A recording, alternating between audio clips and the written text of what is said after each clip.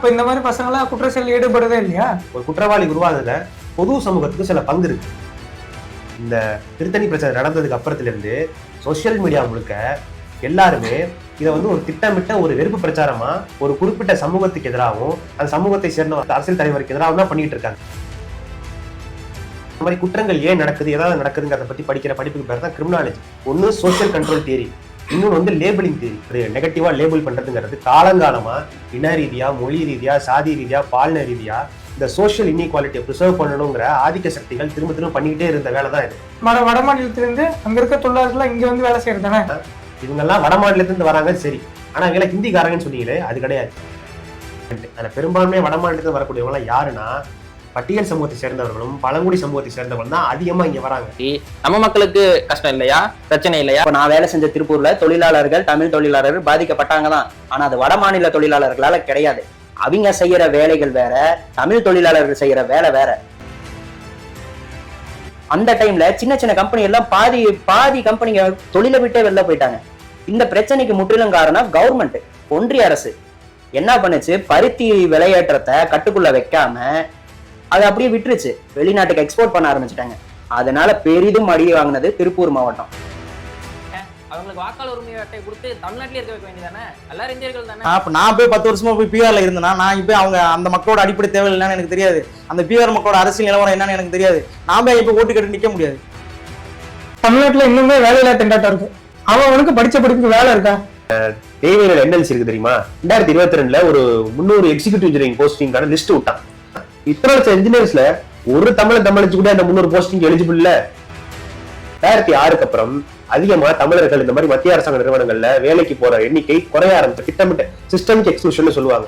சிஸ்டமேட்டிக்கா தமிழர்களை மட்டும் வெளியேற்றக்கூடிய இந்த நடவடிக்கைகளை நம்ம கடுமையா எதிர்க்கிறோம். அதே வடமாநில முதலாளிகளோட பிரச்சனை இல்லையா? ஆக்சுவலா உண்மையான ஆபத்து தமிழ்நாடுக்கும் தமிழ்நாடு தொழிலாளருக்கும் உண்மையான ஆபத்து வட மாநிலத்துல இருந்து வந்த பனியா முதலாளி கும்பல் தான். இதனால முற்றிலும் பாதிக்கப்படுறது நம்ம தமிழ்நாட்டுல இருக்கக்கூடிய சிறு குறு தொழில்கள், கடைகள் வச்சிருக்கக்கூடிய தமிழர்கள் தான்.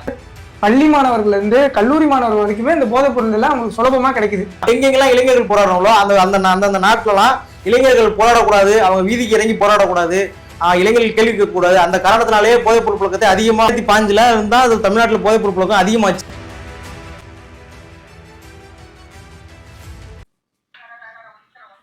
என்னடா இது பட்டப்பகல ஒருத்தனை வெட்டிட்டு இருக்காங்க, தமிழ்நாடு அரசு என்னடா பண்ணிட்டு இருக்கு? யாருடா இவங்களுக்குலாம் தைரியம் கொடுத்தது? இவங்களாம் சட்ட ஒழுங்குலாம் இருக்கா இல்லைன்னு கூட தெரியல.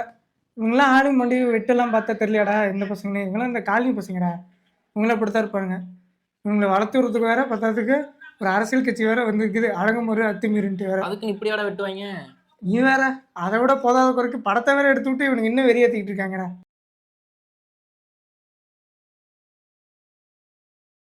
என்ன ப்ரோ நான் சொன்னது கரெக்டு தானே? கரெக்டாக தான் சொன்னீங்க. ஆனா ஒரு முக்கியமான விஷயத்த நீங்களாம் விட்டுட்டீங்க. இந்த குற்றம் நடந்துச்சுல, இந்த திருத்தணியில இந்த வடமாநில தொழிலாளர்ல வந்து இத்தனை பேர் சேர்ந்து அடிச்சாங்கல்ல, அவங்ககிட்ட ஒரு முக்கியமா காமனான விஷயத்தை நோட் பண்ண மறந்துட்டீங்க. என்ன தெரியுமா? இவங்க எல்லாருமே ஆண்கள், பிறப்பால இவங்க எல்லாம் பசங்க. அப்படின்னா நான் வந்து ஒரு 4 நாளைக்கு முன்னாடி இங்கிலீஷ் ஹிந்து படித்தேன். அதில் ஒரு ஆர்டிகல் வந்துருந்துச்சு. அதில் என்ன போட்டிருந்தேன்னா, பெண்களுக்கு எதிரான குற்றங்கள், வன்முறைகள், இந்த குரூசம் வயலன்ஸ் சொல்லுவாங்கள்ல, ஆசிட் எடுத்து அடிக்கிறது, இந்த மாதிரி வன்முறைகளில் அதிகமாக ஈடுபடக்கூடியவர்கள் ஆண்களாக இருக்காங்க. ஒரு வயது வித்தியாசம் பார்க்காம பெண்களை பாலியல் வன்புணர்வு செய்கிறது, இது மாதிரி பல குற்றங்களில் ஈடுபடுறது ஆண்களாக இருக்காங்க. அப்படின்னா பிறப்பின் அடிப்படையிலேயே ஆண்கள் வந்து ரொம்ப வக்கரம் உள்ளவனாக தான் இருக்கான், வன்முறை செய்கிறவனாக தான் இருக்கான். நிறுத்துங்க. அது எப்படி? ஒரு சில ஆம்பளைங்க அப்படிலாம் பண்ணுறாங்க தான், ஆனால் அவங்களாம் மனுஷா கூட மதிக்கிறது இல்லை. அதே பெண்களுக்காக நடக்கிற குற்றங்களை அதே நிறைய ஆம்பளைங்க எதிர்த்து கேட்டு தானே இருக்காங்க, எதுக்கு போராட்டி தானே இருக்காங்க. அது எப்படி ஒரு ஆம்பளைய பிறக்கிறதாலே அவன் குற்றவாளின்னு சொல்றீங்க? நீங்கள் பேசலன்னா லாஜிக் இருக்கு. கரெக்ட். கொஞ்ச நேரத்துக்கு முன்னாடி நீங்கள் ஒன்று சொன்னீங்கல்ல, காலனி பசங்க, சேரி பசங்க, இந்த குரூப்பில் வரவன் எல்லாம் குற்ற செயலில் ஈடுபடுவான்னு சொன்னீங்களே, அதில் என்ன லாஜிக் இருக்குது? நீங்கள் இல்லை, ஒரு வார காலமாகவே இந்த திருத்தணி பிரச்சனை நடந்ததுக்கு அப்புறத்துலேருந்து சோசியல் மீடியா முழுக்க எல்லாருமே இதை வந்து ஒரு திட்டமிட்ட ஒரு வெறுப்பு பிரச்சாரமா ஒரு குறிப்பிட்ட சமூகத்துக்கு எதிராகவும் அந்த சமூகத்தை சேர்ந்த அரசியல் தலைவருக்கு எதிராகவும் தான் பண்ணிட்டு இருக்காங்க. எல்லாரும் பிரச்சனையோட உண்மையான காரணத்தை, இல்லை இந்த பிரச்சனை எதை நோக்கி போகணுமோ அதை தீர்வு தேடாம இதை ஒரு வெறுப்பு பிரச்சாரமா மாத்திட்டு இருக்காங்க. இவ்வளோ சொல்றீங்க சரி, ஏன் அப்போ இந்த மாதிரி பசங்களாம் குற்ற செயலில் ஈடுபடுறதே இல்லையா? நீங்க முதல்ல ஒரு விஷயம் புரிஞ்சுக்கணும். ஒரு தனி மனிதன் குற்றவாளியா மாறுறதோ இல்லை ஒரு குற்ற செயலில் ஈடுபடுறதோங்கிறது தனிப்பட்ட அவன் வாழ்க்கையில் ஏற்பட்ட மாற்றங்கள் மட்டும் இல்லாம சமூக ரீதியாகவும் பல காரணங்கள் இருக்கு. ஒரு குற்றவாளி உருவாகுதுல பொது சமூகத்துக்கு சில பங்கு இருக்கு. நீங்க வந்து இந்த மாதிரி குற்றங்கள் ஏன் நடக்குது, ஏதாவது நடக்குதுங்கிறத பத்தி படிக்கிற படிப்புக்கு பேர் தான் கிரிமினாலஜி. அதுல வந்து இந்த பிரச்சனைக்கு ரொம்ப தொடர்புடையது 2 தியரி சொல்லுவாங்க. ஒன்னு சோஷியல் கண்ட்ரோல் தியரி, இன்னொன்று வந்து லேபிளிங் தியரி. இந்த லேபிள் தியரிங்கிறது ரொம்ப முக்கியமான விஷயம். இப்போ ஒரு தனி மனிதன் இருக்கான் அப்படின்னா அவன் தான் வாழ்க்கையில பல ஸ்டேஜை கடந்து வரான். அப்போ பல மனிதர்களை சந்திக்கிறான். அவனோட ஆக்டிவிட்டிஸை வச்சு இந்த பொது சமூகம் சுத்தி இருக்க மக்கள் அவனை எப்படி மதிப்பிடுறாங்க, எப்படி அவனை கேரக்டரைஸ் பண்றாங்களோ நாளடைவில் அதுவே அவனோட உண்மையான குணமா மாறி போயிடுது. இப்போ உதாரணத்துக்கு நீங்க எப்படி இந்த இது எப்படி ப்ராக்டிகலா ஒர்க் ஆகுதுன்னு உங்களுக்கு எக்ஸாம்பிள் சொல்றேன் பாருங்களேன். இப்போ ஒரு பேராசிரியர் இருக்காரு, ஒரு ஸ்டூடெண்ட் இருக்கான், அவன் வந்து மார்க் கம்மியா எடுக்கிறான். நீ உருப்பட மாட்டடா, நீ படிக்க மாட்ட அப்படின்னு ஒரு தடவை சொன்னா பரவாயில்ல. ஒரு 5 தடவை 6 தடவை அதே சொல்றாருன்னா அந்த கேரக்டரை அவன் இன்டர்னலைஸ் பண்ணிப்பான். உண்மையிலேயே நான் படிக்காதவன் தாங்கிற கேரக்டரை அவன் மாறிடுவான். படிக்காத பசங்களோட சேர ஆரம்பிப்பான். அது அவங்க குரூப்போட அவன் வாழ்க்கை அதை நோக்கி மாறி போயிடும். இப்போ இந்த பிரச்சனை எடுத்துக்கங்களேன். எல்லாரும் என்ன சொல்றீங்க, ஆலை மூஞ்சியும் பாரு, அவன் மண்டையை பாரு, அவன் அடிச்சிருக்க கலரை பாரு, அவன் மண்டையில கலரை பத்தாலே தெரியல, இவெல்லாம் சைனா இருக்க தான் போவான், இவெல்லாம் கஞ்சா குடிக்கி, அவன் போட்டுக்க ட்ரெஸ்ஸை பாரு இப்படின்னு. அந்த பசங்களை பத்தி உங்களுக்கு எந்த ஒரு முன்னறிவும் இல்லை. இந்த மாதிரி ட்ரெஸ் போட்டிருக்கா, அந்த மாதிரி கலரிங் பண்ணிருக்காங்கிறதுனாலே திரும்ப திரும்ப திரும்ப இவங்க குற்ற செயலில் ஈடுபடுவாங்கன்னு நீங்களே அவங்கள லேபிளிங் பண்றீங்க. இப்ப ஒரு பையன் மண்டைக்கு கலர் அடிச்சுக்கிறான், இல்ல அந்த புள்ளிங்க மாதிரி ஹேர் கட் பண்ணிக்கிறானே வச்சுப்போம். அவனுக்கு உண்மையிலே எந்த ஒரு பேட் இன்டென்ஷனும் பேட் மோட்டிவுமே இருந்திருக்காது. அந்த ஹேர் ஸ்டைல் பிடிச்சி போய் கூட வச்சிருந்துருக்கலாம். ஆனா அப்படி பண்ணிட்டு வரவனை பார்த்து இது வந்து தவறான இதுன்னு நீங்க திரும்ப திரும்ப சொல்ல இது என்ன ஆகுது சமூகத்துலனா ஒரு நெகட்டிவ் லேபிளிங்கை கிரியேட் பண்ணுது. இந்த நெகட்டிவ் லேபிளிங் அவர்களை அந்த குற்ற செயல் நோக்கி தள்ளுவதற்கு இதுவும் ஒரு காரணமா இருக்கு. நான் அந்த பசங்க மேல தப்பே இல்லைன்னு சொல்லல, சமூகத்துக்கும் இதுல ஒரு பங்கு இருக்குன்னு நான் சொல்றேன். அப்ப இந்த மாதிரி ஒரு குறிப்பிட்ட சமூகத்தை சேர்ந்த மக்கள் அடையாளப்படுத்துறது, நெகட்டிவா லேபிள் பண்றதுங்கிறது காலங்காலமா இன ரீதியா, மொழி ரீதியா, சாதி ரீதியா, பாலின ரீதியா இந்த சோஷியல் இன்இக்வாலிட்டியை ப்ரிசர்வ் பண்ணணுங்கிற ஆதிக்க சக்திகள் திரும்ப திரும்ப பண்ணிக்கிட்டே இருந்த வேலை தான் இது. அதனாலதான் இதை நீங்க பண்ணாதீங்கன்னு சொல்றேன். இது தனி மனித அந்த குற்றம் செஞ்ச நபர்கள் வந்து தண்டிக்கப்படணும் தான். நான் அந்த பசங்க வந்து நல்லா அவங்க தப்பே பண்ணலைன்னு சொல்ல, அவங்க பண்ணது பெரிய தப்பு, மனித உரிமை மீறல் செயல், அவங்களை கடுமையா தண்டிக்கணும்.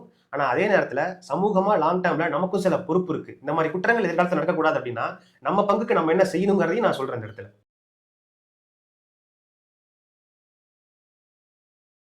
அவருக்கு நடந்தது வந்து ஒரு பாவ செயல் தான், அது ஏற்றுக்கவே முடியாது தான். ஆனால் இதுக்கெல்லாம் காரணம் என்ன? வெளிநாடு வட மாநிலத்திலேருந்து அங்கே இருக்க தொழிலாளர்கள்லாம் இங்கே வந்து வேலை செய்கிறது தானே. இன்னைக்கு தேதிக்கு எடுத்துக்கங்க, டீ கடையிலேருந்து, ஹோட்டல்லேருந்து, டிராஃபிக்கில் சிக்னல் நிற்போம்ல, அப்போ பொருள் விற்கிறது முத கொண்டு எங்கே பார்த்தாலும் அவங்க தான் இருக்காங்க. இப்படி இவ்வளோ வடமாநில தொழிலாளர்கள் இங்கே தமிழ்நாட்டில் வந்துட்டாங்க. இப்போ அவங்களாம் ஏன் இங்கே வராங்க? இதெல்லாம் எங்கே கொண்டு போய் முடியும்? நீங்க உங்க சொந்த ஊர் எது ப்ரோ? நான் வேற ஊர் தான் ப்ரோ. அப்புறம் இங்கே வந்திருக்கீங்க? அது எங்கள் ஊர் கிராமம், அங்கே வேலை வாய்ப்புலாம் அவ்வளோ இருக்காது. இங்கே சிட்டினா கொஞ்சம் வந்தோம்னா நிறைய வேலை தேடிக்கலாம்ல, அதனால இங்கே வந்தோம். கரெக்ட். இப்போ நீங்க உங்க ஊர்ல வேலை கிடைக்கல, வேலை இங்க படிச்சதுக்கான வேலை இல்லைன்னு சொல்லி வேலை தேடி உங்க ஊர்ல இருந்து இந்த மாவட்டத்துக்கு வந்திருக்கீங்களா? இதுவும் ஒரு புலம்பெயர்தல் தான், இதுவும் ஒரு மைக்ரேஷன் தான். இந்த மாதிரி வந்தவங்க தான் அவங்க. உலகம் முழுக்க எல்லா காலத்திலையும் எல்லா லெவல்லையும் மைக்ரேஷன் நடக்குது. ஒரு வளர்ந்துட்டு இருக்க நாடு இல்லை ஏழை நாட்டுல இருந்து வளரும் நாடு நோக்கி போவாங்க. நம்ம தமிழர்களே எத்தனை பேர் வந்து அமெரிக்கா போறாங்க, வளைகுடா நாடுகளுக்கு போறாங்க. ஒரு நாட்டுக்குள்ளேயே ஒரு மாநிலத்திலேருந்து இன்னொரு மாநிலத்துக்கு புலம்பெயர்ந்த தொழிலாளர்கள் வருவாங்க. நீங்க தமிழ்நாட்டிலேருந்து எத்தனையோ தமிழர்கள் பெங்களூர் வேலை பார்க்குறாங்க. காவேரி பிரச்சனை நடக்கும் போதெல்லாம் அந்த தமிழர்களோட உயிருக்கும் எந்த ஆபத்தும் வரக்கூடாதுன்னு நம்ம இங்க போராடுறோம். நீங்க தமிழ்நாட்டுக்குள்ளே எடுத்துக்கோங்க, ஒரு மாவட்டத்தில் இருந்தோ ஒரு கிராமத்துல இருந்தோ அர்பனைஸ்டு ஏரியாவை நோக்கி வாழ்வாதாரத்துக்காக வரக்கூடியவர்கள் இருந்துட்டு தான் இருக்காங்க. இப்படி இப்போ இந்தியா முழுக்க நீங்க பார்த்துக்கிட்டீங்கன்னா 2011 சென்சஸ் படி இப்போ இன்னும் அதிகமாக இருக்கும். 45 கோடி மக்கள் மாநிலம் விட்டு மாநிலம் வந்து புலம்பெயர்ந்து அங்கே வாழ்வாதாரத்துக்காகவும் வறுமையிலும் தப்பிக்கிறதுக்காகவும் வந்து இப்படி வாழ்ந்துகிட்டு இருக்காங்க. நீங்க தமிழ்நாட்டுக்குள்ளேயே எடுத்துக்கோங்களேன், 35 லட்சம் தொழிலாளர்கள் இந்த மாதிரி இருக்காங்க. நீங்க ஒன்று கேட்டீங்களே கேள்வியில, இப்போ வடமாநிலேருந்து எங்க பார்த்தாலும் டீ கடை, சலூன் கடை, டிராஃபிக்கில் கூட ஹிந்திக்காரனா இருக்கான்னு நீங்க சொன்னீங்களே, உங்க கேள்வியிலே உங்க புரிதலே தப்பு இருக்கு. ஏன்னா இவங்கெல்லாம் வட மாநிலத்திலிருந்து வராங்க சரி, ஆனா இவங்களாம் ஹிந்திக்காரங்கன்னு சொன்னீங்களே, அது கிடையாது. இந்த மாதிரி வரக்கூடிய பெரும்பான்மையான தொழிலாளர்கள் ஒரிசா மாநிலத்திலிருந்து, பீகார் மாநிலத்திலிருந்து, வெஸ்ட் பெங்கால்லேருந்து வராங்க. அவங்க தாய்மொழியில் ஹிந்தி கிடையாது, ஒடியா, போஜ்புரி, வங்காள மொழி, இந்த மொழி பேசுறவங்க. நீங்க சிக்னல்ல வந்து இந்த மாதிரி நிக்கிறாங்கன்னு சொன்னீங்களே, அவங்க எல்லாருமே ஹிந்திக்காரங்க கிடையாது. நீங்க செங்கல்பட்டோ இந்த மாதிரி செங்கல்பட்டு இருக்கக்கூடிய முக்கியமான ஹைவேஸுக்கு கீழே டென்ட் கட்டி நிறைய மக்கள் வாழ்ந்திருப்பாங்க. அவங்க வந்து இந்த மாதிரி நீங்க சிக்னல்ல நிற்கும் போது ஜாமா எடுத்து வந்து விற்க வருவாங்க. அதான் நீங்க சொன்னீங்க என்கிட்ட. அவங்களாம் யாருன்னு பாத்தீங்கன்னா பட்கா ஜங்கம்னு சொல்ற ஒரு பட்டியல் சாதி சேர்ந்தவர்கள், ஆந்திரால பெல்லாரி மாவட்டத்தை சேர்ந்தவர்கள். அவங்களோட ட்ரெடிஷனல் ஆக்குபேஷன் என்னன்னா கூத்து கட்டுறது, சாமி வேஷம் போட்டு ஆடுறது. அவங்க ஊர்ல அதுக்கு வழி இல்லாம வாழ்வாதாரத்தை இழந்து இங்க வந்து இந்த வேலையை பார்த்துட்டு இருக்காங்க. உங்களுக்குலாம் ஞாபகம் இருக்கான்னு தெரியல, ஒரு 5-6 வருஷத்துக்கு முன்னாடி மௌலிவாக்கத்துல ஒரு பெரிய பில்டிங் இடிச்சு விழுந்துச்சு. அதுல அத்தனை பேர் இறந்து போனாங்க. அதுல பெரும்பான்மையான வடமாநில தொழிலாளர்கள். இறந்து போனவங்க பாடியை புல்டோசர் வச்சு அள்ளணும். அதுல பல பேரோட முகம் அடையாளம் தெரியல. தெரிஞ்சவங்களுக்கு சொந்தக்காரன் யாரு, அவன் அட்ரஸ் என்ன, ஊர் என்ன, அவனுக்கு அப்பா அம்மா இருக்கா, பொண்டாட்டி இருக்கா, புள்ள ஊட்டி இருக்கா, எதுவுமே தெரியல. நீங்க கொரோனா டயத்துல லாக்டவுன் போட்டாங்க. இங்க இருந்து லட்சக்கணக்கான தொழிலாளர்கள் ஊரடங்கு அமலில் இருந்தப்ப கூட கொரோனா செத்தாலும் பரவாயில்லன்னு சொல்லிட்டு மூட்டை முடிச்ச கட்டிக்கிட்டு சொத்துக்கே வழி இல்லாம நடந்தே போன 1000 கிலோமீட்டர் நடந்தே போய் செத்தான். அவங்களெல்லாம் யாருமே கண்டுக்கல. ஏன் இந்த நிலை உருவானுச்சு? அப்ப இவங்களை பாதுகாக்க எந்த சட்டமுமே இல்லையா அப்படின்னா, இன்டர்ஸ்டேட் மைக்ரண்ட் ஒர்க்மேன் ஆக்ட்னு ஒரு சட்டம் இருக்கு. ஆக்ட் என்ன சொல்லுதுன்னா, இந்த மாதிரி வரக்கூடிய தொழிலாளர்களை ஒரு ரெஜிஸ்டர் பண்ணி வச்சுக்கணும். ஒரு நிறுவனத்துல இந்த மாதிரி வேற மாநில தொழிலாளர்கள் வந்து வேலை செய்யறாங்கன்னா அவங்க எத்தனை பேர் இருக்காங்க, அவங்களுக்கான மற்ற தொழிலாளர்களுக்கு நம்ம ஊர் தொழிலாளர்களுக்கு என்னென்ன ப்ரொடெக்ஷன்லாம் கொடுப்போமோ அதெல்லாம் அவங்களுக்கும் தரணும்னு சொல்லி அந்த லா பேசுது. ஆனா எவ்வளவு இன்னபிஷியண்டா இருக்கு இந்த லா, இல்ல இந்த லாவை இம்ப்ளிமெண்ட் பண்றதுல அரசாங்கம் எந்த அளவுக்கு கோட்டை விட்டுருக்குங்கிறதான் நான் சொன்ன இந்த 2 இன்சிடென்ட் நமக்கு சுட்டி காட்டுது. இந்த மாதிரி புலம்பெயர் தொழிலாளர் பிரச்சனை பீக்ல இருந்த டயத்துல, கொரோனா டயத்துலலாம் நிறைய ஸ்டடிஸ் பண்ணாங்க. இவங்கெல்லாம் யாரு, எந்த பின்னணி, எந்த சமூக பின்னணியிலிருந்து வராங்கன்ட்டு. அதுல பெரும்பான்மையா வட மாநிலத்தில் வரக்கூடியவங்கலாம் யாருன்னா பட்டியல் சமூகத்தை சேர்ந்தவர்களும் பழங்குடி சமூகத்தை சேர்ந்தவர்களும் தான் அதிகமா இங்க வராங்க. இது ஒன்னே போதும் அவங்க ஊர்ல இருக்கக்கூடிய ரூரல் எக்கானமி, சோசியல் ஸ்ட்ரக்சர், அதாவது கிராம பொருளாதாரம் எந்த அளவுக்கு நலிவடைஞ்சிருக்கு. சாதிங்கிறது தமிழ்நாட்டிலேயே இருக்கு இல்லைன்னு சொல்லல, ஆனா அவன் ஊர்ல இதை விட இன்னும் இறுக்கமா இருக்கு. அங்க சாப்பாட்டுக்கே வழி இல்லாத நிலைமை தான் இருக்கு. சாப்பாட்டுக்கே வழி இல்லைன்னு சொல்றீங்களே, ஏன் நம்ம ஊர்ல இருக்க மாதிரி அவங்க ஊர்ல ரேஷன் கடையெல்லாம் இல்லையா? அவங்க ஊர்ல ரேஷன் கடை இருக்கு, ஆனா நம்ம ஊர்ல இருக்கிறதுக்கும் இந்தியாவில் இருக்க மற்ற மாநிலங்கள் இருக்கிறதுக்கும் பெரிய வித்தியாசம் இருக்கு. நம்ம ஊர்ல இருக்க ரேஷன் கடை வந்து யூனிவர்சல் பிடிஎஸ் சிஸ்டம், அவங்க ஊர்ல இருக்கிறது டார்கெட்டட் பிடிஎஸ் சிஸ்டம். நம்ம ஊர்லயும் உணவு பஞ்சம்லாம் இருந்துச்சு, பட்டினியால செத்தவங்கலாம் இங்கேயும் உண்டு. 1960 வரைக்குமே இங்க பட்டினி தான் நிலைமையா இருந்துச்சு. அறிஞர் அண்ணா ஆட்சிக்கு வந்தபோது கூட என்ன சொன்னார்னா, ரூபாய்க்கு 3 படி லட்சியம் 1 படி நிச்சயம்னார். அந்த வாக்குறுதியை அவள் நிறைவேற்ற வர சிரமப்பட்டார். அதுக்கப்புறம் சரி, இங்க உணவு பஞ்சங்கிறது பெரிய பிரச்சனையா இருக்குது. ஏன்னா இங்க வந்து பெரிய அளவுல தமிழ்நாடு முழுக்க நிலச்சுவந்தார் முறை, இந்த நில உடைமை ஆதிக்கம்ங்கிறது அதிகமா இருந்த சமூகம். அப்ப இங்க வந்து இந்த பஞ்சம் பட்டினியை ஒழிக்கிறதுக்கு நம்ம என்ன பண்ணணும் அப்படின்னு எடுக்கும்போது தொடர்ச்சியா வந்த அரசாங்கங்கள் மக்களுக்கு உணவை வந்து கொண்டு போய் சேர்த்தாங்க. எப்படின்னா, இப்போ ஒரு பகுதியில் இத்தனை மக்கள் வாழ்றானுங்க அப்படின்னாலே எத்தனை பேர் இருக்கானா, அத்தனை ரேஷன் கார்டு ஹோல்டர் இருக்கானா, அங்க ஒரு ரேஷன் கடை வை அப்படின்னு தமிழ்நாடு முழுக்க எல்லா ஊருக்கும் எல்லா கிராமத்துக்கும் ரேஷன் கடை கொண்டு போய் சேர்த்து அத்தியாவசியமான பொருட்களை எல்லாம் மானிய விலையில எந்த கஷ்டமும் படக்கூடாது கொண்டு போய் சேர்த்தாங்க. இங்க இருக்கிறது இன்க்ளூசிவ் சிஸ்டம், அதாவது எல்லாரையும் உள்ளடக்கிய ஒரு பொது விநியோக திட்டம். ஆனா அந்த ஊர்ல இப்படி எல்லாம் கிடையவே கிடையாது. நீங்க நோபல் பிரைஸ் வாங்கின பொருளாதார மேதை அமர்த்தியா சென் என்ன சொல்றாருன்னா, மற்ற ஃபீல்டில் எப்படி தமிழ்நாடு அவுட்ஸ்டாண்டிங்கா இருக்கோ அது மாதிரி பிடிஎஸ் சிஸ்டத்தையும் தமிழ்நாடு தான் நம்பர் 1 இருக்கு. இங்க இருக்க PDS system universal PDS system சொல்லிட்டு ஒரு சக்சஸை பாராட்டி அவர் பேசியிருக்காரு. இதுதான் அங்க இருக்க பிரச்சனை. நீங்க வேர்ல்டு ஃபுட் ஹங்கர் இண்டெக்ஸ், பட்டினியால் வாடக்கூடிய மக்கள் இருக்க அந்த பட்டியல் உலகம் வெளியிட்டுது. அதுல 120 நாடுகள்ல இந்தியா 97ஆவது இடத்துல இருக்குது. இது ஒன்னே போதும் அந்த ஊர்ல ஏன் இன்னும் உணவு பிரச்சனையை தீர்க்காம இருக்கும்போது, ஒருவேளை சாப்பாட்டை கஷ்டப்படும் போது அதுக்கே வழி இல்லாம தான் இவர்கள் இங்க வராங்க.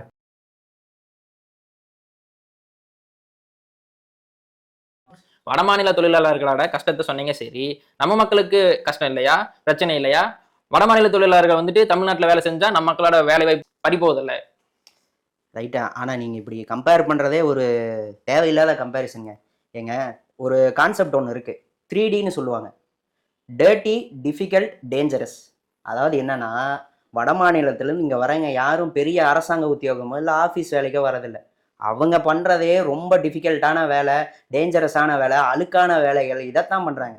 இப்போ நீங்கள் தமிழ்நாட்டில் எடுத்துக்கிட்டிங்கன்னா முக்கியமான ஒரு 5-6 டிஸ்ட்ரிக்ட் இருக்குது. சென்னை, திருவள்ளூர், காஞ்சிபுரம், திருப்பூர், கோயம்புத்தூர், இந்த மாதிரி டிஸ்ட்ரிக்டில் தான் வடமாநில தொழிலாளர்கள் அதிகபட்சமாக வராங்க.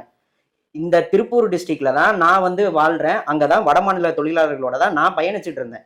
நீங்கள் சொல்கிறீங்கல்ல, வட மாநிலத்தவர் இங்கே வரதுனால திருப்பூருன்ட்டு இல்லை, தமிழ்நாட்டில் இருக்க தொழிலாளர்களோட வேலை பாதிக்கணும். அது முற்றிலும் போய்ங்க. தொழிலாளர்களோட வேலை பாதிக்கப்பட்டுச்சு தான். இப்போ நான் வேலை செஞ்ச திருப்பூரில் தொழிலாளர்கள், தமிழ் தொழிலாளர்கள் பாதிக்கப்பட்டாங்க தான். ஆனால் அது வட மாநில தொழிலாளர்களால் கிடையாது. அவங்க செய்கிற வேலைகள் வேற, தமிழ் தொழிலாளர்கள் செய்கிற வேலை வேற. ஆனால் உண்மையாக பாதிக்கப்பட்டாங்க. இது நடந்துச்சு 2021-22 நூல் விலையேற்றம், பருத்தி விலையேற்றம் நீங்கள் கேள்விப்பட்டிருப்பீங்க. நீங்கள் அந்த சரௌண்டிங்கில் இருந்திருந்தீங்கன்னா கேள்விப்பட்டிருப்பீங்க. அந்த டைமில் நூல் விலையேற்றம், பருத்தி விலையேற்றம் நடந்ததுக்கு முக்கிய காரணம் கவர்மெண்ட், வடமாநில தொழிலாளர் கிடையாது. அந்த சம்பவத்தில் 2022 நான் வேலை செஞ்சுட்டு இருந்ததே ஒரு பெரிய கம்பெனி தான். அந்த கம்பெனியே வேலை இல்லாமல் எங்களை சம்பளத்தோட நிறைய நாள் வீட்டில் இருக்க சொன்னாங்க. வீட்டில் இருந்துட்டு சம்பளத்தோட வீட்டில் இருந்தோம். இந்த அவ்வளோ பெரிய கம்பெனியே அதை சந்திச்சுது. வேலை இல்லாமல், ப்ரொடக்ஷன் இல்லாமல் இதை சந்திச்சுது. அந்த டைம்ல சின்ன சின்ன கம்பெனி எல்லாம் பாதி கம்பெனிங்க தொழிலை விட்டே வெளில போயிட்டாங்க.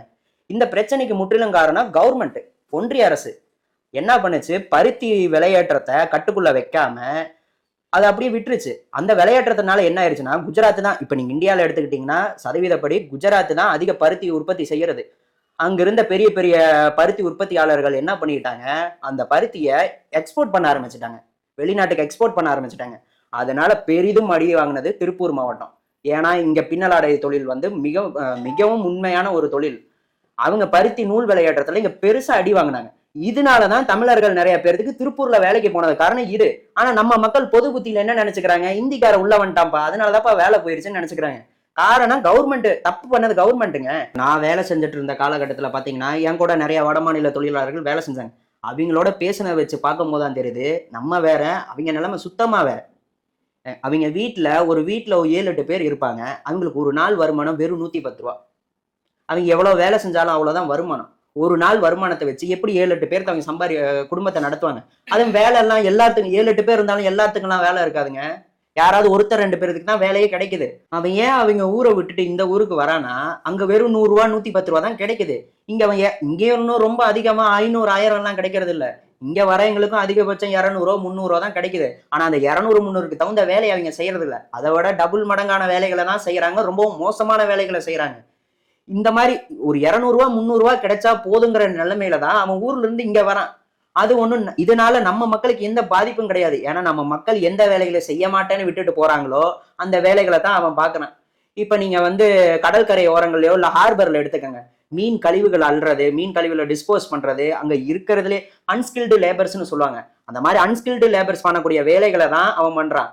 இது ஹார்பர்ல. திருப்பூர்ல எடுத்துக்கிட்டீங்கன்னா திருப்பூர்ல நிறைய கம்பெனிகள்ல அன்ஸ்கில்டு லேபர்ஸா இருக்காங்க, அடிமட்ட லேபரா இருக்கான்.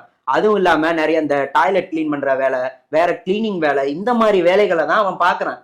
அவன் அங்கேயும் அவனுக்கு வேலை இல்லாம தான் இங்க வரான். சரி, இங்க ஒரு 200 ரூபா 300 ரூபா சேர்த்து கிடைக்குதுன்னு இங்க வரான். இங்கேயும் அவனோட உழைப்பு சுரண்டதான் படுது. சட்டம் இருக்குதான், சட்டம் பேப்பரா இருக்கு. ஆனா நடைமுறையில அந்த சட்டம் சுத்தமா கிடையாது. நீங்க அந்த சட்டத்துல பாத்தீங்கன்னா அவனுக்கு தங்கும் இடம் கிடைக்கணும், அவனுக்கு சரியான சாப்பாடு கிடைக்கணும், அவனுக்கு மெடிக்கல் செக்அப் கிடைக்கணும், டிராவல் அலவன்ஸ், இந்த மாதிரிலாம் நிறைய கிடைக்கணும்னு சட்டம் சொல்லுது. ஆனா அந்த சட்டங்கள் எதுவுமே நடைமுறையில கிடையாது. இது நான் நேரடியா பார்த்த அனுபவம். என் கூட வேலை செஞ்ச ஒரு வடமாநில தொழிலாளர்கிட்ட நான் பேசும்போது நேரடியா கிடைச்ச அனுபவம் தான் இது. அவன் ஊருக்கு போனா அவன் காசுல தான் போய்க்கிறான். அவனுக்கு ஒரு பிரச்சனைனா கூட அவனையே தான் பாத்துக்க வேண்டியதா இருக்கு. அவளையே இப்ப ரீசெண்டா ஒரு விஷயம் நடந்திருக்கு. அசாம்ல இருந்து ஒரு கான்ட்ராக்டர் அசாம்ல இருந்து ஒரு ஜோடியா வேலை இருக்குன்னு சொல்லி கூப்பிட்டு அந்த கணவன் கண் முன்னாடியே அவர் மனைவிய செக்ஷுவல் ஹராஸ்மெண்ட் பண்ணியிருக்காங்க. இது ஒரு விஷயம் மட்டும் கிடையாது, நிறைய விஷயங்கள் இருக்கு. நிறைய விஷயம் அவங்களுக்கு கம்ப்ளைண்ட் பண்ணவே தெரியாது. ஏன்னா அவன் ஒரு பொழைப்புக்காக ரொம்ப அடிபட்டு சுரண்டலுக்கு ஆளாகி இங்க வரான். சுரண்டலுக்கு ஆளாகி இங்க வரவன் அவன் மனநிலை ரீதியா அவனுக்கு என்ன பிரச்சனை நடந்தாலும் அதை ஏத்து கேள்வி கேட்கணுங்கிற எண்ணம் கூட அவனுக்கு வராது. அதைத்தான் இங்க இருக்க எல்லா தொழிலாளர்களும் வடமாநில தொழிலாளர்களும் ஃபேஸ் பண்ணிட்டு இருக்காங்க. நம்ம அந்த தொழிலாளர்களை தான் டார்கெட் பண்ணி அடிச்சுக்கிட்டு இருக்கோம். ஆனா உண்மையான எதிரிகளை நம்ம இப்போ வரைக்கும் விட்டுக்கிட்டு தான் இருக்கோம். இந்த விழிப்புணர்வு மக்களுக்கு கொஞ்சம் கூட கிடையாது. இப்ப நீங்க ஒரு சதவீத ரீதியா பாத்தீங்கன்னா வட மாநிலத்திலிருந்து வர தொழிலாளர்கள் 3 விதமான தொழில்களை செய்யறாங்க. அதாவது 3 விதமான தொழில்கள்னா 3 செக்டார்ல வேலை செய்யறாங்க. ஃபர்ஸ்ட் உற்பத்தி, இண்டஸ்ட்ரியல் ப்ரொடக்ஷன் செக்டார்ல பாத்தீங்கன்னா 27% ஒர்க்கர்ஸ் ப்ரொடக்ஷன் செக்டார்ல பண்றாங்க. அடுத்து டெக்ஸ்டைல் செக்டார்ல பாத்தீங்கன்னா ஒரு 14%. அதுக்கடுத்து பாத்தீங்கன்னா கட்டுமான தொழில்கள்ல ஒரு 10% பேர் ஒர்க் பண்றாங்க. இந்த மாதிரி அதுலயும் அவங்க இன்னும் ரொம்ப பெரிய வேலை எல்லாம் பாக்குறது இல்ல. நான் சொன்ன மாதிரி அன்ஸ்கில்டு லேபர்ஸா தான் இருக்காங்க. இப்ப இந்த டேட்டாவெல்லாம் நம்ம வச்சு பார்க்கும் போதும் இந்த விஷயத்தினால தமிழ்நாட்டு தொழிலாளர்களோட வேலை பெரிதளவுல பறிபோகிறது கிடையாது.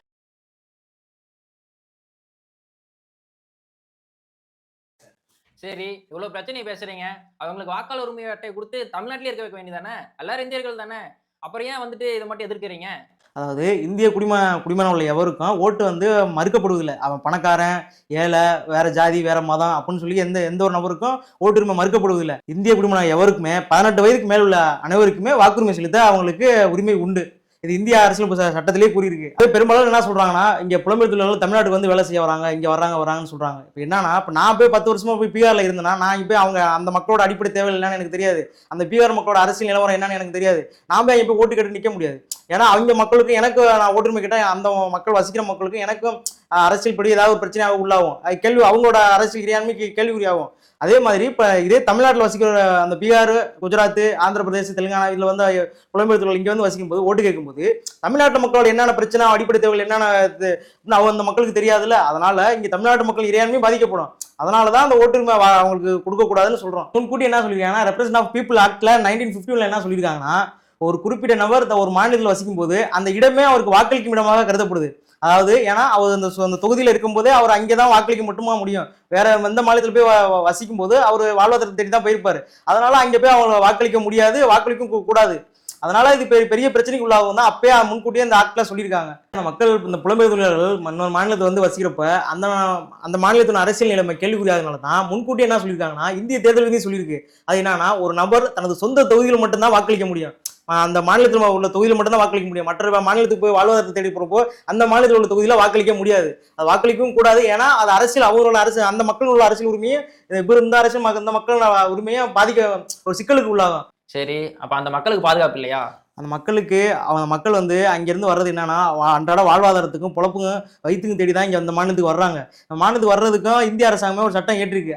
1979 கொண்டு வந்திருக்காங்க. அது என்ன முக்கிய அம்சம் என்னன்னா, அந்த மக்கள் இங்க வந்து புலம்பெயர்ந்து இங்க வந்து வேலை செய்யறப்ப அந்த மக்களுக்கான சம ஊதியம் கொடுக்கணும், டிராவல் அலவன்சஸ், அப்புறம் அவங்க தங்குறதுக்கு வசதிகளும், அப்புறம் அவங்க மருத்துவ உதவிகளும், இதெல்லாம் ஒரு சமூக பாதுகாப்பு மாதிரி அவங்க செஞ்சு கொடுக்கறது அந்த வேலை செய்யற மாநிலத்தோட பொறுப்பு. அந்த மாநிலமும் அவங்களுக்கு வழிகாட்டு நெறிமுறையும் வகுத்து அவங்களுக்கு அந்த பாதுகாப்பு அளிக்கிறது முக்கிய கடமையாக உள்ளது. ஆனால் அது பெரும்பாலும் தமிழ்நாட்டில் உள்ள முதலாளிகள் அவங்களை புலம்பெயர் தொழிலாளர்களை கூட்டிட்டு வர எந்த ஒரு முதலாளியுமே அதை செயல்படுத்த முடியதில்லை, எந்த ஒரு அதிகாரியுமே செயல்படுத்த விடுவதில்லை. அதனாலேயே தமிழ்நாட்டுக்குள்ள புலம்பெயர் தொழிலாளர் பிரச்சனைகள் மிகவும் கேள்விக்குறியாகிறது, மிகவும் சிக்கலாகவே இருக்குது.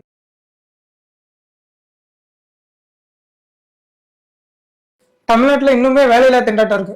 அவனுக்கு படிச்ச படிப்புக்கு வேலை இருக்கா? எனக்கு தெரிஞ்சு என் ஃப்ரெண்ட்ஸுங்களும் எடுத்துங்க, பிகாம் முடிச்சுட்டு இன்ஜினியரிங் முடிச்சுட்டு எம்பிஏ படிச்சுட்டு எல்லாம் வெறும் இந்த ஷாப்பிங் காம்ப்ளெக்ஸ்லயும் சரி, இல்லை இந்த துணி கடையில வேலை செஞ்சுக்கிட்டு இருக்கான், ஸ்விக்கி ஜொமேட்டோ ஓட்டிக்கிட்டு இருக்கான். தமிழ்நாட்டுல ஏன் இன்னும் இந்த வேலையில்லா திண்டாட்டம் இருக்கு? ரொம்ப முக்கியமான ஒரு பிரச்சனை நீங்க கேட்டீங்க. நீங்க நம்ம நெய்வேலியில் என்எல்சி இருக்கு தெரியுமா? அது வந்து மத்திய அரசாங்கத்துக்கு கீழே இருக்கக்கூடிய ஒரு இது நிலக்கரி சுரங்கம் எடுத்துட்டு இருக்க ஒரு இது. 2022 ஒரு 300 எக்ஸிக்யூட்டிவ் இன்ஜினியரிங் போஸ்டிங்கான லிஸ்ட் விட்டான்.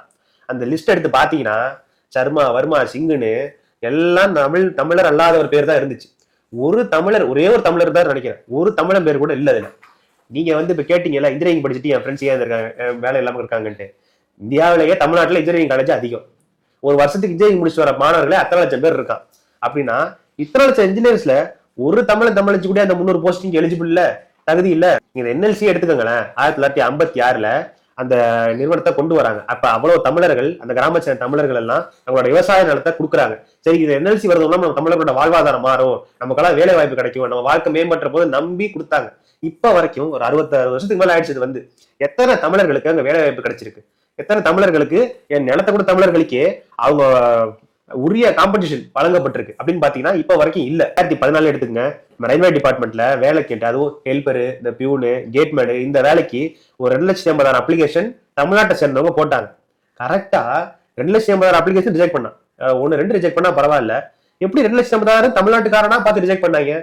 இது பெரிய மோசடி நடக்குன்னு சொல்லி பன்னீர்செல்வம் சென்னை ஹைகோர்ட்ல கேஸ் போடுறாரு. அந்த கேஸை எடுத்து நடத்தின அன்னைக்கு நீதிபதியா இருந்த தண்டபாணி அவர்கள் என்ன சொல்றாங்கன்னா, அதை பார்த்து அப்படியே ஷாக் ஆயிட்டாரு. இது எப்படி திரும்ப திரும்ப ஒரு மாநிலத்துல மட்டும் இந்த மாதிரி முறைகேடுகள் நடந்துகிட்டே இருக்குது? இது சாதாரணமா விட முடியாது. இதே தமிழ்நாடு சேர்ந்த ஒரு அதிகாரி வேற மாநிலத்துல இந்த மாதிரி முறைகேடுல ஈடுபட்டு இருந்தா நீங்க எவ்வளவு நேஷனலிஸ்ட் ஆக்கிருப்பீங்க. இதை சும்மா விடக்கூடாதுன்னு சொல்லி அவர் வந்து ஆர்டர் போடுறாரு. அப்பயே அப்ப அவர் இன்னொரு எக்ஸாம்பிள் சொல்றாரு. 2014 ஒரு ஸ்கேம் நடந்தது அப்படின்னு அதை மேற்கோள் கட்டுறாரு. அது என்னடா ஸ்கேம்னு பார்த்தா, நம்ம போஸ்டல் டிபார்ட்மெண்ட் தபால் துறை இருக்குல்ல, தபால் துறையில குவாலிஃபைங் பேப்பர்ல தமிழ் இருக்கும். அது வந்து ஒரு 25 மார்க்குக்கு அந்த எக்ஸாம் வைப்பாங்க. 25 மார்க்குக்கு ஒரு 3 பசங்க 24 மார்க் எடுத்திருந்தாங்க. யார் பார்த்து நம்ம ஊர் பசங்க 25க்கு 24 மார்க் எடுத்துருக்காங்க போய் பார்த்தா அவனை 3 பேர் நம்ம ஊருக்காரனே இல்ல. ஒருத்தன் பஞ்சாப்காரன், ஒருத்தன் ஹரியானாக்காரன், ஒருத்தன் மகாராஷ்டிராக்காரன். அவனோட போன் பண்ணி பேசினா அவனுக்கு தமிழும் தெரியல, இங்கிலீஷும் தெரியல. இவ்வளவு மோசடி நடக்குது. இப்படி திட்டமிட்டு தமிழர்களுக்கு வந்து இந்த மாதிரி மத்திய அரசாங்கத்தை சேர்ந்த நிறுவனங்கள் எல்லாம் பெரிய அளவு தமிழர்கள் வேலைக்கு அமர்த்தப்படுறதே இல்லை. நீங்க வந்து இன்னைக்கு இன்கம் டாக்ஸ் டிபார்ட்மெண்ட் எடுத்துக்கோங்க. வருமான வரி சோதனை, ஒருத்தன் வந்து டாக்ஸ் எவேஷன் பண்றான், குற்ற செயல்ல ஈடுபடுறான், அரசாங்கத்தை ஏமாத்தி பணம் சேர்க்கறான் அப்படின்னா அந்த மாதிரி முறைகேடுகள்ல ஈடுபடுறவங்க தடுக்கிற டிபார்ட்மெண்ட் இன்கம் டாக்ஸ் டிபார்ட்மெண்ட் தான். ஆனா 2013-15 வரைக்கும் அந்த டிபார்ட்மெண்ட்லயே பெரிய பெரிய ஊழல்கள்லாம் நடந்திருக்கு. இதெல்லாம் வெளில வந்துச்சு. அது வரைக்கும் நம்ம ஊர்ல என்ன தெரியுமா சொல்லுவாங்க, நார்த் இந்தியா பசங்க எல்லாம் பார்ப்பா நல்லா எக்ஸாம் எழுதுறாங்க, எக்ஸாம் ஃபோக்கஸ் பண்றாங்க, நிறைய கோச்சிங் சென்டர் போறாங்க. நம்ம தமிழ்நாட்டு பசங்களுக்கு அவங்களுக்கு டஃப் கொடுக்கவே முடியல. அப்பதான் நம்ம நினைச்சுக்கிட்டு இருந்தோம், நம்ம ஊர்ல சொல்லிட்டு இருந்தாங்க. 2015 நடந்த ஒரு மோசடிலாம் லட்சம் தெரிஞ்சிச்சு. அந்த ஊர்ல ஏற்கனவே வேலை கிடையாது, வறுமை வேற அதிகம். இந்த வாய்ப்பை யூஸ் பண்ணிக்கிட்டு அந்த ஊர்ல இருக்க அதிகாரிகள் எக்ஸாம் நடத்துறவலாம் லட்சக்கணக்கில் காசை வாங்கிட்டு கொஸ்டின் பேப்பரை லீக் பண்றது, ஒரே ஹாலில் யாரையும் உட்கார வச்சு எழுத வைக்கிறது, இந்த மாதிரி முறைகேடுகளில் ஈடுபட்டு தான் இந்த இன்கம் டாக்ஸ் டிபார்ட்மெண்ட்ல வேலைக்கு வந்திருக்கான். 2015 3 அதிகாரிகள் நல்ல டாப் லெவல் போஸ்ட், நீங்க கேட்டீங்கன்னா நிரந்தரமான வேலை சம்பளம், அந்த மாதிரியான ஹை லெவல் போஸ்ட்டுக்கு 3 பேர் நார்த் இந்தியாக்காரன் முறைகேடு பண்ணி இன்கம் டாக்ஸ் டிபார்ட்மெண்ட் வரான். முறைகேடை கண்டுபிடிக்கிறதே இன்கம் டாக்ஸ் டிபார்ட்மெண்ட் தான். அந்த டிபார்ட்மெண்ட் இப்படி உள்ள வந்துட்டு இருக்கான். அதனால அந்த வருஷ ரிசல்ட்டையே எக்ஸாமே வந்து கோர்ட் கேன்சல் பண்ணிச்சு, இது வந்து நடத்தக்கூடாதுன்னு சொல்லிட்டு. இவ்வளவு மோசடி நடக்குது. நீங்க கேட்டீங்கல்ல, ஏன் தமிழர்களுக்கு வந்து அதிகமா வந்து மத்திய அரசாங்கத்துல வேலை கிடைக்க மாட்டேங்குது அப்படின்னு. நீங்க தமிழ்நாடு தேர்வான டிஎன்பிஎஸ்சி எடுத்துங்க, தமிழ்நாடு லெவல்ல இருக்க போஸ்டிங் அவங்க பாத்துப்பாங்க. சென்ட்ரல் கவர்மெண்ட் லெவல்ல நீங்க போஸ்டிங் போகணும் அப்படின்னா அதை கண்காணிக்கிறது இல்ல அதை வந்து பார்த்து ரெக்ரூட் பண்ற போர்டு தான் வந்து ஸ்டாஃப் செலக்ஷன் கமிஷன். அவங்க தான் ஸ்டாட்யூட்டரி போர்டு. அதுக்கு கிட்டத்தட்ட ஒரு 140 டிபார்ட்மெண்ட் அதுக்கு கீழே மட்டுமே இயங்குது. நீங்க 2006 வரைக்கும் சோனல் லெவல்ல தான் எக்ஸாம் நடத்துனாங்க. ஜோனல் லெவல் அப்படின்னா இப்ப வந்து தஞ்சாவூர், திருச்சி, மதுரைன்னு பல மாவட்டங்களை சேர்த்து ஒரு ஜோனா அறிவிச்சு இந்த ஜோனுக்கு ஒரு எக்ஸாம் நடத்துவாங்க. அந்த ஜோன்ல நீங்க மெரிட் லிஸ்ட் எக்ஸாம் நடத்தி மெரிட் லிஸ்ட் ஸ்டடி பண்ணி ரெக்கமெண்ட் பண்ணுவாங்க. அதனால 2006 வரைக்கும் மத்திய அரசாங்க நிறுவனங்கள்ல அதிகமான தமிழர்களுக்கும் வேலை கிடைச்சிட்டு இருந்தது. தமிழர்கள் இல்ல, அந்த மாநிலத்தில் பகுதியை சேர்ந்தவர்கள் கிடைச்சிட்டு இருந்தது. 2006 ஒரு கேஸ் நடக்குது. சுப்ரீம் கோர்ட்ல ஒரு கேஸ் போட்டார், ஆதேஷாம் சிங்னு. Adesham Singh versus Union of India. அந்த கேஸ் வேணா படிச்சு பாருங்க. அவன் என்ன கேஸ் போட்டுறான் அப்படின்னா, இந்த மாதிரி ஜோனல் லெவல்ல நீங்க மெரிட் லிஸ்ட் ஸ்டடி பண்ணி ரெக்ரூட் பண்றதுங்கிறது fundamental right article 14 right to ஈக்குவாலிட்டிக்கும் article 16 equal opportunity in public employment இதுக்கும் எதிராக இருக்குன்னு சொல்லி கேஸ் போடுறான். உடனே சுப்ரீம் கோர்ட் என்ன பண்ணுது, இந்த மாதிரி ஜோனல் லெவலில் எக்ஸாம் கண்டக்ட் பண்றது அன்கான்ஸ்டியூஷனல் சொல்லி ஜட்ஜ்மெண்ட் பாஸ் பண்ணிடுது. ஆனா அந்த ஜட்ஜ்மெண்ட்லயே சஜஷன் கொடுக்குது, இந்த government is so keen on making zonal level post. அப்படி உறுதியா கவர்மெண்ட் ஏற்கணும்னு ஐடியா இருந்துச்சுன்னா இந்த போஸ்டிங் போக ஜோன் லெவல் போஸ்டிங் கவர்மெண்ட் கொண்டு வரதுக்கான முயற்சி செய்யலாம். அதாவது அந்த ஜோனை சேர்ந்த பகுதியை சேர்ந்த மக்களுக்கு வேலைவாய்ப்பு தரத்துக்கான முயற்சிகள்ல அரசாங்கம் ஈடுபடலாம், செய்யலாம். அது எந்த அளவுக்கு இருக்கணும்னா ஆர்டிகல் 14, 16 பாதிக்காதவன்னு அவங்க ஒரு ஸ்கீம் ரெடி பண்ணி பண்ணலாம்னு சொன்னாங்க. ஆனா அந்த சஜஷனை கன்சிடர் கூட பண்ணல. 2006 அப்புறம் அதிகமா தமிழர்கள் இந்த மாதிரி மத்திய அரசாங்க நிறுவனங்கள்ல வேலைக்கு போற எண்ணிக்கை குறைய ஆரம்பிச்சிருச்சு. நீங்க தமிழ்நாட்டுல தமிழர்களுக்கு வேலை வேணுங்கிறது ரொம்ப அடிப்படையான உரிமை. இது தமிழ்நாட்டுல மட்டும் இல்ல, இந்தியாவில் இருக்கக்கூடிய எல்லா மாநிலங்கள்லயுமே இது மாதிரி சட்டங்கள் இருக்குது, அதுக்கான போராட்டம் இருக்குது. நம்ம வந்து நம்ம எதை எதிர்க்கிறோம் அப்படின்னா, வட மாநிலத்தை சேர்ந்தவர்களோ மாற்று மொழி பேசக்கூடியவர்களோ நம்ம தமிழ்நாட்டில் இருக்கக்கூடிய அரசாங்க நிறுவனங்கள்ல வந்து வேலைக்கு அமர்த்தப்படுறது இல்லை திட்டமிட்ட சிஸ்டமிக் எக்ஸ்க்ளூஷன் சொல்லுவாங்க. சிஸ்டமேட்டிக்கா தமிழர்களை மட்டும் வெளியேற்றக்கூடிய இந்த நடவடிக்கைகளை நம்ம கடுமையா எதிர்க்கிறோம். முன்னுரிமை தமிழர்கள் வழங்கப்படணும்.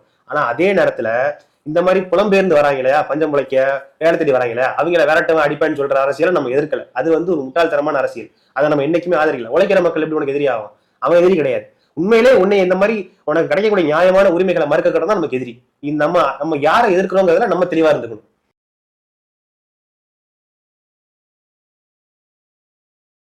சரி ப்ரோ, நீங்க சொல்றது எனக்கு புரியுது.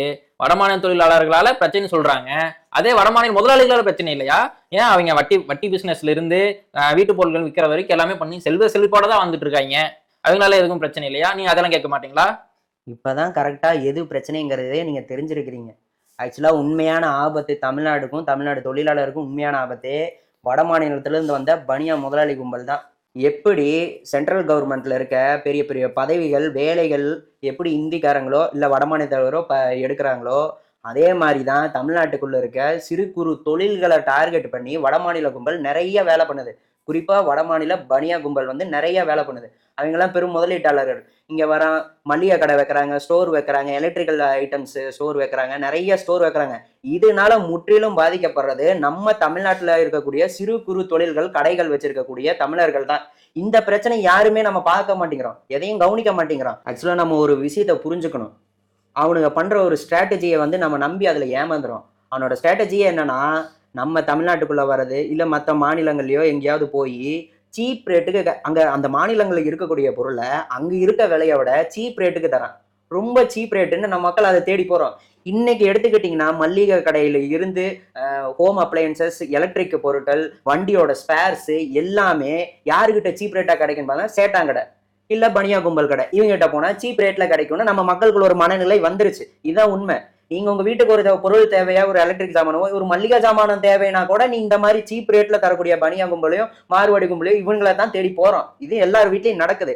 இவன் இப்ப சீப் ரேட்டா கொடுத்து இதனால என்ன பிரச்சனை ஆகுதுன்னா, இங்க உள்ள சிறு குறு தொழில் பண்றவங்க, கடை வச்சிருக்கவங்க இவங்கெல்லாம் ரொம்ப பாதிக்கப்படுறாங்க. இது ஒரு கட்டத்துல நம்ம ஒரு தேவை என்ன தேவைனாலும் அவனை நாடியே போக வேண்டிய சூழ்நிலைக்கு அவன் கொண்டு வந்துருவான். அது வரைக்கும் அவன் இதே சீப் ரேட்லயே தான் கொடுத்துக்கிட்டு இருப்பான். அந்த இடத்துல அந்த தொழில அவன் ஒரு மோனோபோலி வரும்போது அவன் பிக்ஸ் பண்றதுதான் விலை. அவன் சொல்ற விலைக்கு நம்ம கேட்டு வாங்கிட்டு வரணும்.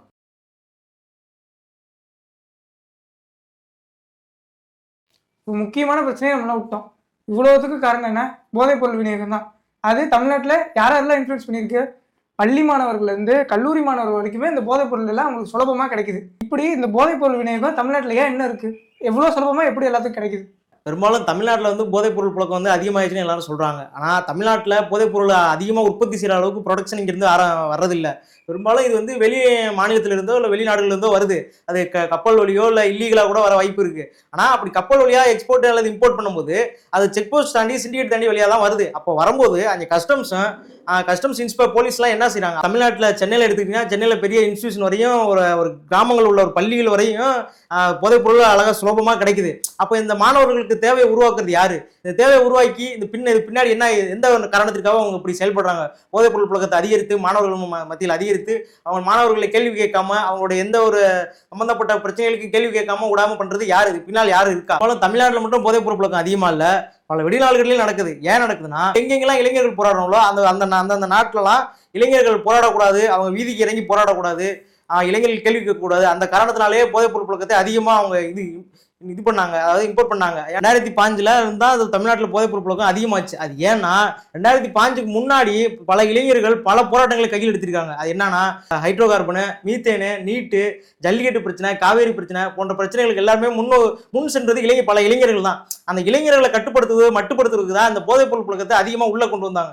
ஏன்னா இளைஞர்கள் அமைப்பாக கூடாது, இளைஞர்கள் அமைப்பாங்கன்னா கேள்வி கேட்பாங்க, கேள்வி கேட்டா அவங்க அதிகாரிகள் பயப்படுவாங்க. அந்த ஒரு காரணத்தினாலே இளைஞர்கள் எங்கெல்லாம் அதிகம் இருக்கிறாங்களோ அந்த சரௌண்டிங்ல மட்டும் அந்த போதைப்பொருள் புழக்கத்தை அதிகமாக செய்யறாங்க. நகரத்துல மட்டும் போதைப்பொருள் புழக்கம் அதிகமா இல்லை. இதுல இன்னொரு பக்கத்தை வச்சு பார்த்தோம்னா, கிராமத்திலயும் இளைஞர்கள் கையில அதிகமா சுலபமா கிடைக்குது போதைப்பொருள். அது எப்படின்னா, இப்போ பெரும்பாலும் நான் என்னோட அனுபவத்தில் நான் பல ஊருக்கு சென்றிருக்கேன். அப்போ அவங்க அந்த மக்கள்லாம் சொல்லியிருக்காங்க, எல்லா ஜாதி அமைப்புகளும் ஒன்றா இருக்கிற இடத்துல ஒரு டாஸ்மாக் எங்கே வைப்பாங்கன்னா, பட்டியல் மக்கள் எங்கே வசிக்கிறாங்களோ அந்த குறிப்பிட்ட இடத்துல மட்டும் தான் மொத்தமாக அவங்க எல்லாத்துக்கும் சேர்த்து அங்கே வைப்பாங்க. இதனாலே பெரிய ஜாதி பிரச்சனைலாம் ஏற்பட வாய்ப்பு இருக்குது. ஏன்னா அவங்க குடிச்சிட்டு அந்த கிராமத்தில் உள்ள வந்து அட்டூழியம் பண்ணுறதுக்கு வாய்ப்பு இருக்குது. இதனால அந்த அரசாங்கமும் காவல்துறையும் இதை தனி கவனம் செலுத்தி இதை தடுக்கணும். இந்த திருத்தணி நடந்த இன்சிடென்ட்ல இவ்வளோ விஷயம் இருக்குன்னு தெரியாம போச்சாடா. அதுல இருந்து பசங்களுக்குலாம் என் வயசு கூட இருக்காது, ஆனா அவங்க பண்ணாத விஷயத்த வச்சு ஒவ்வொருத்தரும் போட்டதை நம்பிக்கிட்டு நான் ஒரு குறிப்பிட்ட சமயத்தை தப்பா நினைச்சினேடா. இதுலனா இவ்வளோ அரசியல் இருக்குன்னு தெரியாம போச்சு. ஆமாண்டா, நானும் என்ன நினைச்சிட்டேன், வடமாநில தொழிலாளர் இங்க வரங்காட்டி தான் இவ்வளவு பிரச்சனை நினைச்சிட்டேன். ஆனா அவங்களுக்கு பின்னாடி ஏகப்பட்ட பிரச்சனை இருக்குன்னு, சமூக பிரச்சனை இருக்குன்னு எனக்கு இப்பதானே தெரிய வருது.